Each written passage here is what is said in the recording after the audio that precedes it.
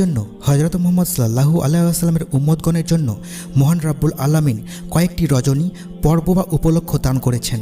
এই রজনীগুলোতে নানা রকম ইবাদত বন্দী করবে, তাহলে আগেকার উম্মতগণের মতো হযরত মুহাম্মদ সাল্লাল্লাহু আলাইহি ওয়াসাল্লামের উম্মতগণও পূর্ণ লাভ ও মহান রব্বুল আলামিনের সন্তুষ্টি লাভ করতে পারবে। যে সকল রজনী পর্ব বা উপলক্ষ পূর্ণ আন্তরিকতার সহিত মহান পালনকর্তার বন্দেগী করে ৬০ থেকে ৮০ বছরের সংক্ষিপ্ত জীবনের পূর্বকালের শত সহস্র দীর্ঘায়ুপ্রাপ্ত ব্যক্তিগণের সমান নেকি ও সওয়াব লাভ করতে পারবে। এই সব রজনী পর্ব বা উপলক্ষের মধ্যে গুরুত্ব ও ফজিলতের দিক দিয়ে যার স্থান দ্বিতীয় বা রমজানের পরই যে পর্ব রজনী বা উপলক্ষ প্রতি বছর শাবান মাসে আমাদের নিকট এসে থাকে। চন্দ্র মাসের অষ্টম মাস সাবানের চাঁদ এমন একটি ফজিলতপূর্ণ ও বরকতময় রাত আছে, সেই রাত্রে ইবাদত বন্দী করলে অসীম